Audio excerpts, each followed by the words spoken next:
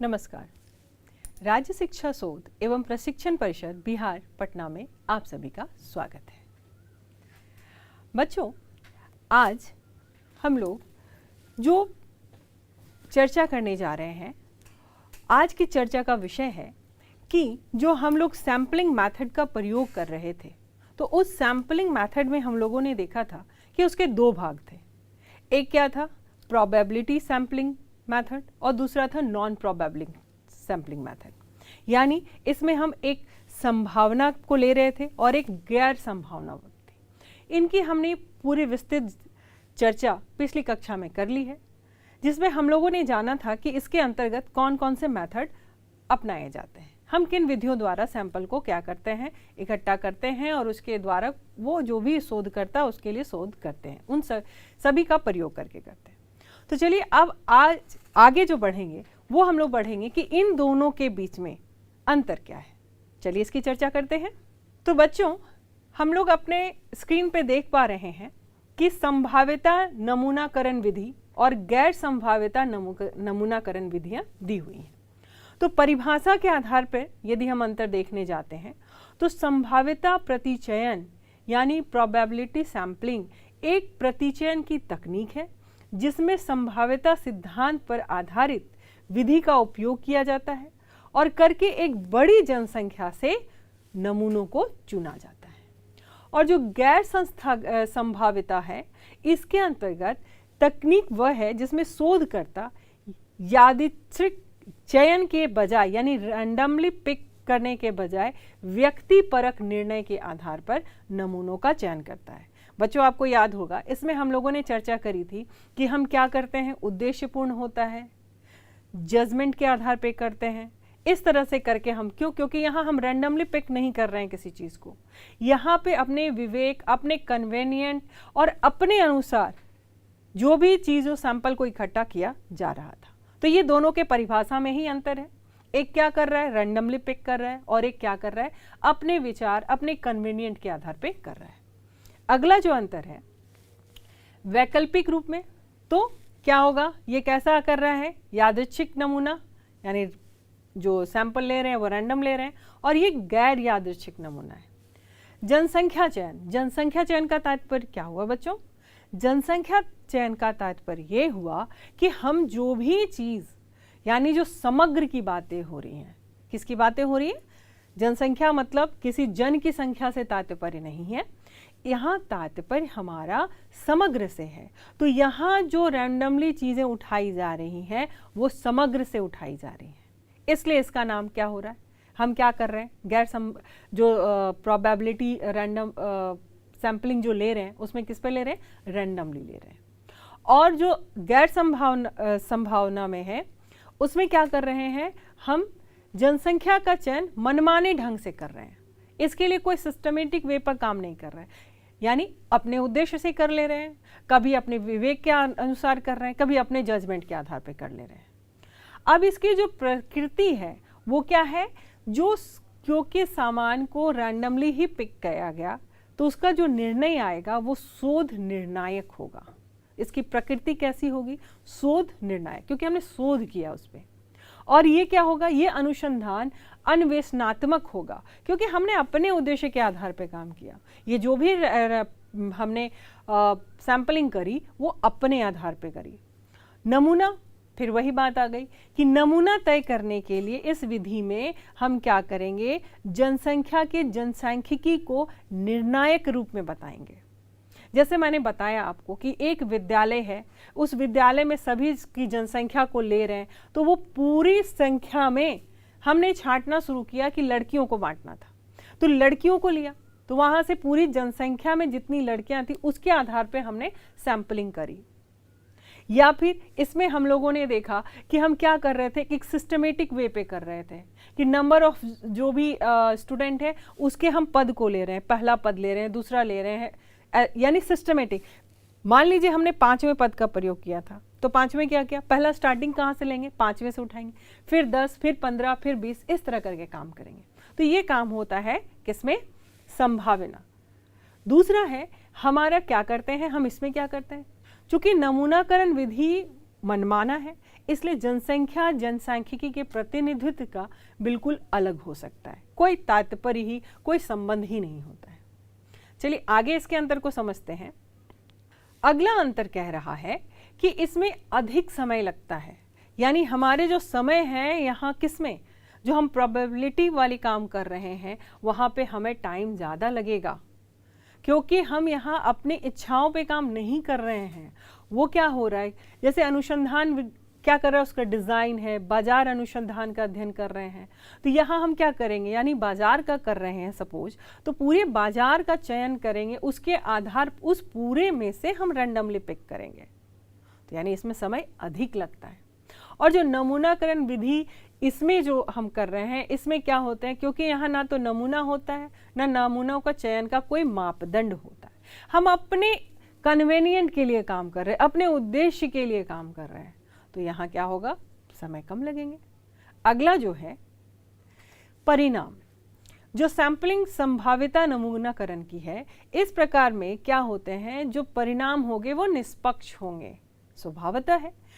जैसे हमने क्या करा, एक गांव का उदाहरण लिया, गांव में क्या देखा कि 3000 लोग थे, उसमें 1000 लोग काम करने वाले थे, कार्यशील थे, फिर उसे कैटेगरी वाइज बांटा कि कौन किस कैटेगरी में काम करते हैं, तो ऑब्वियसली जो परिणाम हमारे पास निकल कर आए तो स्वभावतः क्या होगा, बिल्कुल सही परिणाम होगा, एक निर्णायक परिणाम होगा। अब मान लीजिए जैसे ही हम ये रैंडमली जब हम गैर संभावना में जा रहे हैं और संभाव्यता नमूनाकरण में जा रहे हैं, तो वहाँ क्या होगा, पक्षपातपूर्ण। मान लीजिए हमें अपने कक्षा में अच्छे बच्चों को दिखलाना था, हमने वहाँ अपना पक्षपात दिखला दिया, हमने वहाँ क्या करी, अपने अनुसार काम किया, अपने अनुसार मुझे रिपोर्ट तैयार करनी थी, तो यहाँ पक्षपातपूर्ण तो आएंगे ही, तो ये अंतर हो जाता है परिणाम में। परिकल्पना, ये जो संभाव्यता प्रतिचयन में अध्ययन शुरू होने से पहले एक अंतर्निहित परिकल्पना होती है, यानी हमें पहले से हम इसका एक परिकल्पना बना चुके होते हैं। इस विधि का उद्देश्य परिकल्पना को सिद्ध करना होता है। अब इस बात पे ध्यान दें बच्चों, हम लोग क्या बातें कर रहे हैं कि इस विधि का जो उद्देश्य होता है वो होता है परिकल्पना को सिद्ध करना। पहले से हमारे उद्देश्य पता था, अब उसे हमें सिद्ध कर देना था, तो ये काम होता है इसमें। और इसमें क्या होता है, इसके अंतर्गत परिकल्पना शोध अध्ययन के बाद तैयार किया जाता है, यानी हम पहले अपना सब कुछ उद्देश्यपूर्ण काम किए और बाद में इसकी परिकल्पना को हम लाते हैं। तो इस प्रकार बच्चे, हम लोगों ने क्या देखा, हम लोगों ने देखा कि इन दोनों के आधार पर, संभावना और गैर संभावना के आधार पर हम सैंपलिंग करते हैं, लेकिन ज़्यादा अच्छे से कार्य कौन करता है, हम संभावना के आधार पर करते हैं। इसका प्रयोग हम जब आगे स्टैटिस्टिक्स में और मैथमेटिकल वर्क करेंगे, या पर अपने आप आगे इकोनॉमिक्स में पढ़ेंगे कि हमारे देश में कैसे कैसे इन सभी का प्रयोग करके गणना की जाती है, या एक अनुसंधान किया जाता है, या आप शोध करते हैं, तो इन सभी चीज़ों में इसका प्रयोग होता है।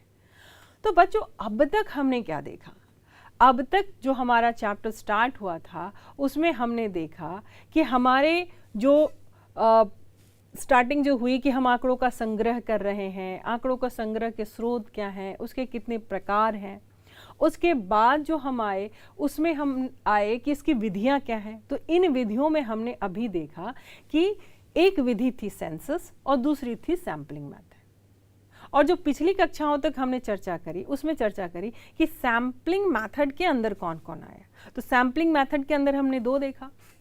अब बातें आकर खड़ी होती हैं कि ये जो समग्र की बातें हुई और ये जो सैंपलिंग यानी निदर्शन की बातें हुई, तो इन दोनों के बीच भी तो अंतर आ रहे हैं। तो बिल्कुल आ रहे हैं, समग्र यानी पूरी, और उससे चुनकर लिया गया निदर्शन। तो आगे जो चर्चा करने जा रहे हैं वो करने जा रहे हैं कि इन दोनों के बीच क्या अंतर है। तो चलिए देखते हैं। आपको अच्छी तरह से याद रखना है कि जैसे ही हम जनगणना विधि बोल रहे हैं, संगणना विधि बोल रहे हैं, सेंसस बोल रहे हैं, ऑल आर इक्वल। आपको बातों से, आपको उसके नाम से कंफ्यूज नहीं होना है, ये सारे नाम आपको याद रखने हैं। और दूसरा क्या है, सैंपलिंग, नमूनाकरण विधि, निदर्शन विधि, ये सारे इसे क्या कर रहे हैं, ये सैंपलिंग मेथड है। तो चलिए इसकी चर्चा करते हैं। परिभाषा के आधार पर डेटा संग्रहण यानी आंकड़ों के संग्रहण की एक विधि जिसमें जनसंख्या के प्रत्येक सदस्य से जानकारी एकत्र की जाती है। ये मैं बार बार बता रही हूँ। हम इसीलिए इसका नाम जनगणना रखते हैं, जनसंख्या रखते हैं या फिर सेंसस या संगणना रखते हैं। इसके आधार पे क्या काम होता है, हम जिस भी चीज़ का अनुसंधान करने जा रहे हैं उसके हर एक सदस्य की जानकारी एकत्र करते हैं।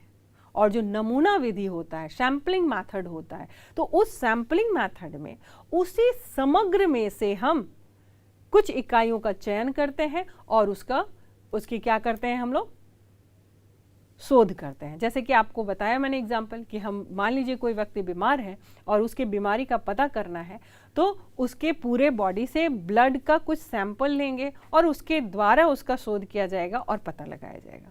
तो ये सैम्पलिंग का उदाहरण हो गया।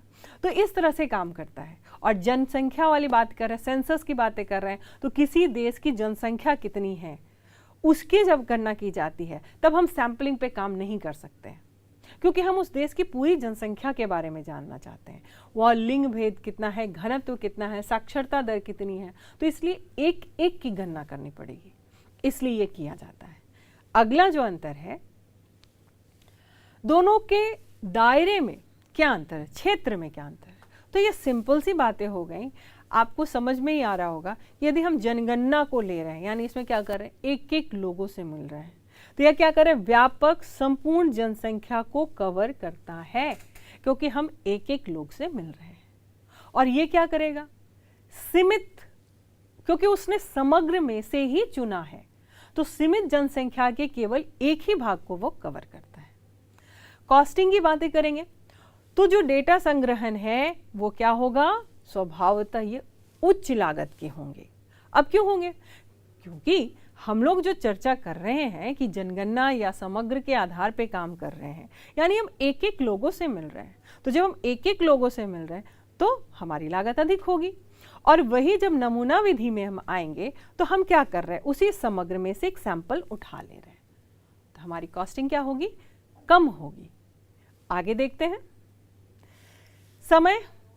तो बिल्कुल इसको करने में क्या होगा, जनगणना या सेंसस मेथड में हमें बहुत अधिक समय लगेंगे। समय हमारा हो सकता है महीनों लग सकता है, वर्षों लग सकता है। ये आप बहुत सारे शोध के बारे में सुनते होंगे, तो वो ऐसा थोड़ी होता है कि शोध हमने शुरू किया और आंसर मिल गया, नहीं, उसके लिए टाइम लगता है और लंबा टाइम लगता है। और जो सैम्पलिंग मेथड है इसमें क्योंकि हम छोटे से ग्रुप पे काम करते हैं, तो यहाँ छोटे ग्रुप पे काम करने के कारण हमारी जो सैम्पलिंग होती है, जो उसमें समय लगता है वो बहुत कम लगता है। अगला जो है शुद्धता, प्योरिटी। तो बच्चों ये आप स्वयं समझ चुके होंगे कि जब हम किसी मेंबर से, आप खुद घर के एक मेंबर से, हर एक मेंबर से मिलकर आप उसके बारे में जान रहे हैं, तो यानी आपने खुद करा ये काम या जो भी हुआ, तो आपने एक पूरा कवर करा, तो इसका मतलब क्या हुआ, शुद्धता आप में ज़्यादा आएगी। और नमूनाकरण या सैम्पलिंग मेथड में त्रुटि होने की संभावना होती है। और क्या है, त्रुटि के कारण संभावित रूप से कम सटीक लेकिन उचित नमूनाकरण तकनीकों के साथ सटीकता को भी बढ़ाया जा सकता है। इसका तात्पर्य ये हो रहा है कि हम ये बिल्कुल नहीं कह सकते हैं कि एकदम अशुद्ध होता है, अशुद्ध होगा तो इतने कार्य ही नहीं हो सकते। लेकिन यदि हमने जो सैम्पलिंग करी है वो अच्छे से करी है, तो इसमें किसी प्रकार की बहुत ज़्यादा हम सटीकता से दूर नहीं रह सकते। तो इस प्रकार बच्चों हमने देखा कि सेंसस मेथड और सैम्पलिंग मेथड के बीच में डिफरेंस क्या है। सबका अपना महत्व है, हम सभी का प्रयोग उसके अनुसार करते हैं। अब जनगणना करने के लिए हम सैम्पलिंग मेथड नहीं ले सकते। किसी देश की, किसी राज्य की जनसंख्या की हमें जनगणना करनी है तो हम उसमें कैसे सैंपल उठा लेंगे कि 5 शहर है, 5 में से एक शहर को उठाए और उसके आधार पर यदि हम बना ले कि वहाँ के लोगों की आय क्या है, जीविकोपार्जन का साधन क्या है, उसके लिंग के दर क्या है या साक्षरता दर क्या है, वो एक गांव या वो एक शहर उस राज्य के बारे में क्या बता सकता है? बिल्कुल नहीं बता सकता। तो यहाँ सैम्पलिंग मेथड काम करेगा? नहीं करेगा। तो इसलिए ये सैम्पलिंग या फिर जो सेंसस मेथड है, इसको हम उसके उपयोगिता के आधार पर प्रयोग करते हैं। तो बच्चों आप लोगों ने समझा कि हम सैंपलिंग और सेंसस के अंदर क्या काम कर रहे हैं। चलिए इसके और कुछ अंतरों को देखते हैं। हम लोग देख रहे हैं कि त्रुटि का प्रकार, डेटा संग्रहण या प्रसंस्करण में त्रुटियों जैसी गैर नमूना त्रुटियों के अधीन होती है। इसका मतलब इसके जो त्रुटि होंगे वो क्या होंगे, गैर नमूना त्रुटि के अधीन होगा। और नमूनाकरण त्रुटियों के अधीन जिनका अनुमान लगाया जा सकता है या समायोजन किया जा सकता है, ये होता है सैंपलिंग में। संसाधन की तीव्रता, जनशक्ति, वित्तीय निवेश और समय की दृष्टि से यह अत्यधिक संसाधन प्रधान है, क्योंकि अभी मैंने बताया कि किसी देश की किसी जगह की हम गणना कर रहे हैं तो क्या हम उसमें से कोई एक क्षेत्र को लेकर बता सकते हैं क्या कि वो राज्य कितना आगे है या उस राज्य की स्थिति क्या है? नहीं बता सकते। तो इस प्रकार जो हम अगले में जाते हैं यानी सैंपलिंग मेथड में जा रहे हैं, उसकी क्या है अंतर? इसमें कह रहा है कि कम संसाधन प्रधान है, जिससे यह अधिकांश शोध परियोजनाओं के लिए व्यवहार्य हो जाता है। यानी हमारा जो संसाधन इसमें कम लगते हैं और उसमें क्या करते हैं, ज़्यादा जनशक्ति लगती है, हमें ज़्यादा व्यक्तियों की आवश्यकता होती है, तब जाकर वो शोध हो सकता है। डेटा संग्रहण में प्रत्येक व्यक्ति से इकाई डेटा एकत्र किया जाता है, यानी छोटी आबादी के लिए उपयुक्त है।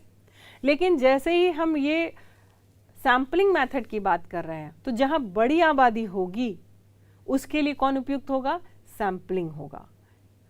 और उपयुक्तता में क्या आएंगे? इसके इकाई के लिए विस्तृत जानकारी की आवश्यकता होती है और इसके लिए हम उसमें से एक सैंपलिंग मेथड उठाते हैं। तो इस प्रकार बच्चों हम लोगों ने देखा, अपनी पूरी कहानी जो शुरू से की वो अभी लास्ट करा हमने आंकड़ों के संग्रह में। आंकड़ों के संग्रह में हमने बहुत सारी चीज़ें को जाना, बहुत इंटरेस्टिंग चीज़ें जानी। तो इन सभी चीज़ों को आप अच्छे से पढ़ें और अच्छे से इसको रिवीजन करें, तब आपको पता चलेगा कि ये काम कर रहे हैं। तो बच्चों मैंने एक और बात आपको समझाई। मैंने बताया था कि हम लोग जो डेटा को कलेक्ट कर रहे हैं उसमें दो तरह के डाटा हो रहे थे, एक थे प्राथमिक और एक थे द्वितीयक। तो इन द्वितीयक डाटों में और भी कुछ संग्रह होते हैं जो आपको जानना अति आवश्यक है, और ये हमारे भारत के संदर्भ में है। किसके संदर्भ में है? भारत के संदर्भ में। हम इसके अंदर कौन कौन से डाटा को प्रयोग कर रहे हैं या कौन इसके लिए काम कर रहा है और कैसे काम कर रहा है। तो बच्चों अब जो हम लोग आगे चर्चा करने जा रहे हैं वो चर्चा करने जा रहे हैं कि हमारे देश में ये जो सैंपलिंग का काम है वो कैसे होता है या कौन सी संस्था इसके लिए काम करती है और क्या क्या किए जाते हैं। तो इसके अंतर्गत हम लोग देखेंगे कि हम लोग जो द्वितीयक स्रोत है वो क्या है। वो है NSSO और दूसरा है जनगणना, यानी राष्ट्रीय नमूना सर्वेक्षण संगठन, नेशनल सैंपल सर्वे ऑर्गेनाइजेशन, और जनगणना। जनगणना यानी सेंसस। यहाँ जनगणना का तात्पर्य हम लोग अपने देश की जो जनसंख्या की जो जनगणना की जाती है, सेंसस के किन किन विधियों के द्वारा की जाती है, इसकी चर्चा करेंगे। इसके क्या पैरामीटर हैं, इसे कैसे काम करते हैं। तो पहले चर्चा करते हैं NSSO की। तो बच्चों आपको सबसे पहले जानना यह आवश्यक है कि इसकी स्थापना कब हुई। इसकी स्थापना 1950 में हुई। ये एक सांख्यिकी संगठन है और इसमें हमारे फिर से PC महालनोबिस ने एक विशेष भूमिका निभाई। और इस संगठन का काम क्या था, आखिर इसकी आवश्यकता क्यों पड़ी? इसकी आवश्यकता इसलिए पड़ी कि हमारे देश में जितने भी आर्थिक कार्य हो रहे थे उसके सर्वेक्षण के लिए इसके अंडर बहुत सारे जो भी शोध किए जाते हैं, आर्थिक, सामाजिक और भी बहुत सारे क्षेत्र, वो इसके अंदर क्या आते हैं, सम्मिलित होते हैं। तो 1950 में इसकी स्थापना की गई, जिसे अब नाम बदल दिया गया। अब इसे हम ऑर्गेनाइजेशन ना कहकर ऑफिस में बदल दिया गया, NSSO को। और इसके बहुत सारे काम हैं। इसकी और भी जानकारी आपको आगे की कक्षाओं में मिलेगी। अभी हम जानते हैं कि इसके कार्य क्या हैं और इसकी संरचना क्या है, ये इसका स्ट्रक्चर क्या है, ये किस स्ट्रक्चर पे काम करता है। तो चलिए बच्चों देखते हैं कि हमारा NSSO का स्ट्रक्चर या संरचना क्या है। तो जब हम इसके संरचना की बात करते हैं तो पहली जो संरचना है वो है सर्वेक्षण, अभिकल एवं शोध प्रभाग। ये जो है ये है सर्वे, डिजाइन एंड रिसर्च डिवीजन। इसे शॉर्ट फॉर्म में SDRD कहते हैं, जो इसे आपको शॉर्ट फॉर्म में बहुत आसानी से याद रखने हैं। सर्वे यानी सर्वेक्षण हो गए, डिजाइन अभिकल हो गए, रिसर्च यानी शोध हो गए। तो ये इस भाग का क्या काम है? इसका भाग का काम है इस विभाग के द्वारा सर्वेक्षण की योजना तैयार करते हैं, ये सैंपलिंग डिजाइन करते हैं और सर्वेक्षण अनुसूची तैयार करते हैं और साथ ही साथ सर्वेक्षण कर्मचारियों के लिए निर्देश तैयार करते हैं। तो इस प्रकार यानी किसी के कोई भी क्षेत्र के लिए जो सर्वेक्षण किया जा रहा है उसकी रूपरेखा तैयार करना, उसको डिजाइन करना, उसके लिए शोध करना, अनुसूची तैयार करना, ये सारे कार्य किसके अंतर्गत आ गए? किसका कौन सी संरचना में आ गए? SDRD। अगली जो संरचना है वो है क्षेत्र संकाय प्रभाग यानी field operation division, short form as FOD, field operation division. इसका क्या कार्य है? ये सामाजिक, आर्थिक, औद्योगिक और कृषि क्षेत्र के सभी सैंपल सर्वे का आयोजन करते हैं। किन किन क्षेत्रों के करते हैं बच्चे? सामाजिक, आर्थिक, औद्योगिक एवं कृषि। और जो ग्रामीण और नगरीय खंडों में तर्कसंग प्रतिदर्श होते हैं यानी ग्रामीण जो ढांचा तैयार किया जाता है वो इसी के अंतर्गत किया जाता है। और जो सर्वेक्षण के लिए कर्मचारियों को प्रशिक्षण दिया जाता है और सर्वेक्षण अनुसूचियों की जांच कराई जाती है। अगली जो इसकी संरचना है वो है समंक विधायन प्रभाग। ये है क्या? ये है डाटा प्रोसेसिंग डिवीजन, DPD। प्रभाग का मुख्यालय, इस प्रभाग का मुख्यालय कहाँ है? ये कोलकाता में है। और इसका कार्य क्या है? इसका कार्य है कि जो भी अनुसूचियों की विधियन की गई है उसकी जांच करना, पत्रकों या सूचना छिद्रांकित करना। अगला है सारणीय करना, सारणीकृत परिणामों की जांच करना और अंतिम रूप में सारणियों का निर्माण करना। और जो आखिरी संरचना है वो शॉर्ट फॉर्म है CPD, coordination of publication division यानी समन्वय एवं प्रकाशन प्रभाग। बच्चों आपको नाम से ही समझ में आ रहा होगा कि ये जो संरचना पे काम हुए, ऊपर से सारा काम किया गया तो प्रकाशन भी तो किया जाएगा।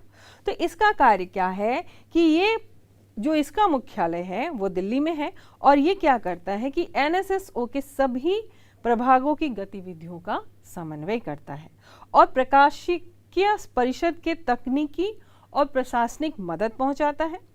और ये शोध संस्थाओं, शोधार्थियों और सरकारी संस्थाओं या प्राइवेट संस्थाओं सभी के चक्रों के आंकड़ों को उपलब्ध कराना।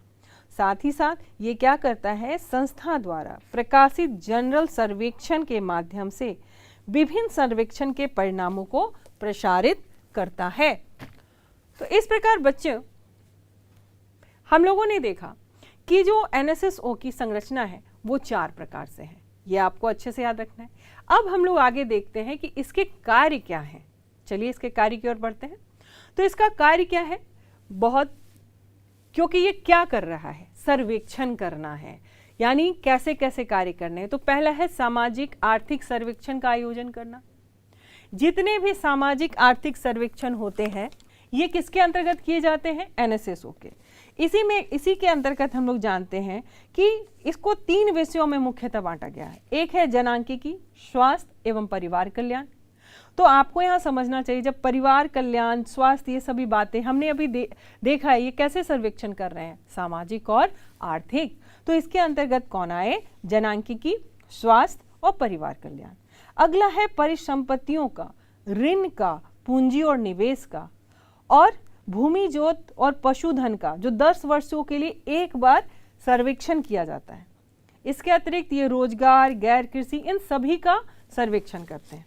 अगला है औद्योगिक समंकों का, यानी NSSO क्या करता है? जितने भी औद्योगिक समंक है उनके संकलन में उद्योगों का वार्षिक सर्वेक्षण करता है।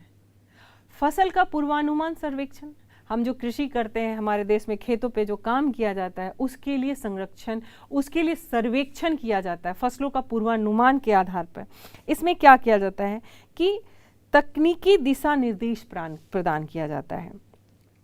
और ये कृषि मंत्रालय के फसल प्राक्कलन सर्वेक्षण से अलग होता है और ये जो प्रकाशन करता है कि हम किन किन तकनीकों का प्रयोग करें जिससे हमें फसलों को क्या मिले, जो पूर्वानुमान उसके लिए बनाया जा सके, ये उस पर कार्य किया जाता है।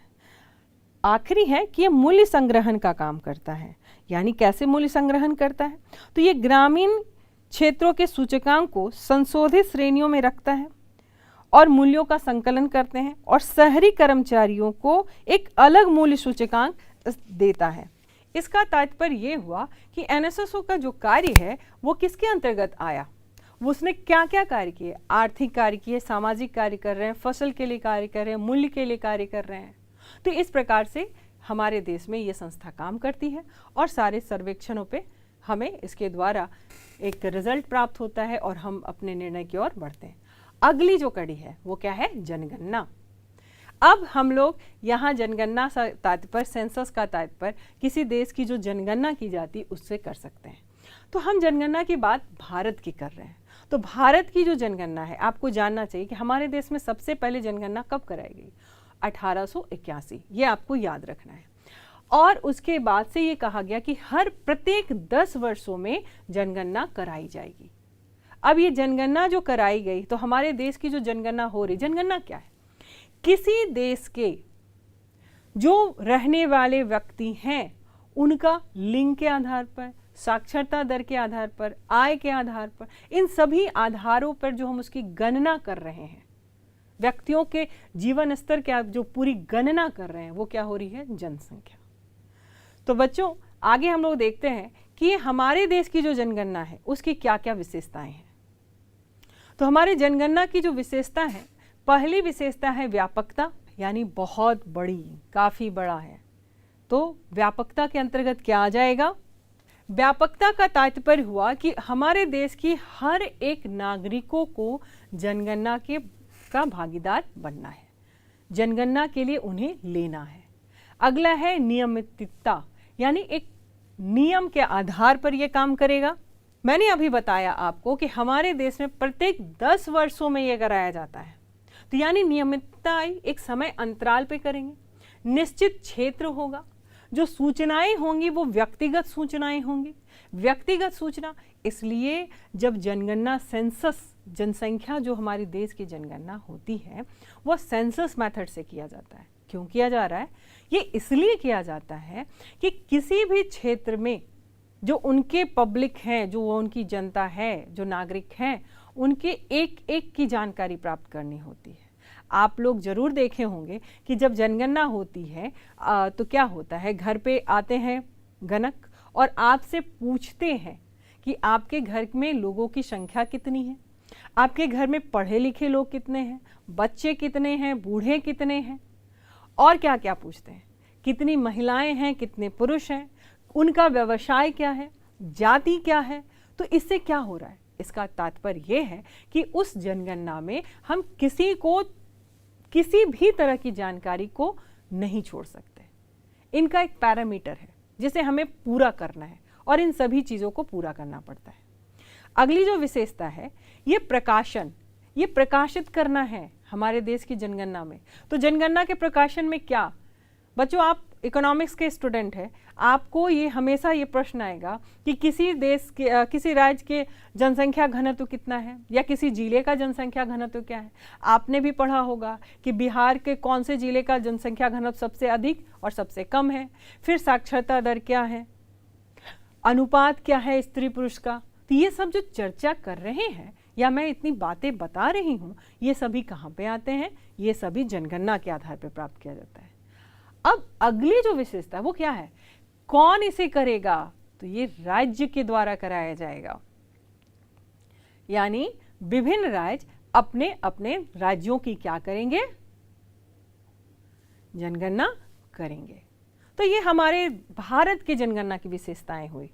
तो अब आपसे कभी पूछा, आपके पास जब क्वेश्चन आएगा भारत की जनगणना किसके अंतर्गत होती है, तो सेंसस बोले, कौन करवा रहा है, तो फिर हमारे उत्तर कहाँ जाएगा? अभी बताया मैंने, एनएसएसओ के आधार पे हम लोग काम करते हैं। तो ये हमारी विशेषता हुई। अब जनगणना की पैरामीटर, एक मानक सिद्ध, एक सेट किया गया है, वो क्या है? चलिए देखते हैं। तो हमारे देश में जब जनगणना कराई जाएगी तो जनसंख्या का आकार, यानी वो कितना बड़ा है, वृद्धि दर कैसी है, वितरण कैसा है। वृद्धि दर मतलब जन्म दर आगे जा रही है या मृत्यु दर हो रही है, वितरण यानी डिस्ट्रीब्यूशन कैसा है, बिखरी हुई है या सघन है, ये है क्या, तो ये पैरामीटर है। दूसरा है जनसंख्या प्रक्षेपण। अगला है जनसंख्या घनत्व, यानी घनत्व का तात्पर्य क्या हुआ, 1 वर्ग किलोमीटर के अंदर कितने लोग रहते हैं। और जनसंख्या की लिंग संरचना का क्या तात्पर्य हुआ, पुरुष और महिला का अनुपात। और साक्षरता दर, अगली मानक क्या है, साक्षरता दर। साक्षरता दर यानी हमारे कितने व्यक्ति साक्षर हैं। तो इस प्रकार बच्चों हम लोगों ने देखा कि हमारे देश की जो जनगणना हो रही है उसे कौन कराएंगे, राष्ट्रीय सरकार, राज्य सरकार मिलकर एक मानक रूप के आधार पर काम करेंगे और ये सारे कार्य होंगे। तो इस प्रकार बच्चों हम लोगों ने अपने पूरे चैप्टर में देख लिया कि आंकड़ों का संग्रह कैसे करेंगे और फिर उसके अंतर क्या होंगे, और सारे तथ्यों को देखते हुए हम अंतिम पड़ाव पे पहुंचे कि भारत में इसको कैसे किया जा रहा है। तो बच्चों आप अच्छी तरह से अपनी इस अध्याय को समझ चुके होंगे। आप अच्छे से इसकी प्रैक्टिस कीजिए, अपने बुक्स को इसको पढ़िए, इसे बार बार पढ़िए और इसका अभ्यास करिए। इससे आपको और अधिक जानकारी मिलेगी और कुछ जानकारियां स्वयं इकट्ठा करिए। मैं अगले कक्षा में आपके पास इसी चैप्टर के बहुत सारे एमसीक्यू के साथ मिलूंगी। फिर से हमारी डिस्कशन होगी और फिर से कुछ हो सकते छूटी हुई चीज़ें होंगी जो हमारे लिए क्या हो जाएगा, एक रिवीजन फॉर्म में चला जाएगा। तो फिर मैं उम्मीद करती हूँ कि आप पढ़ेंगे, बहुत अच्छे से पढ़ेंगे और हम लोग अपनी अगली कक्षा में फिर से मिलेंगे। तब तक के लिए धन्यवाद।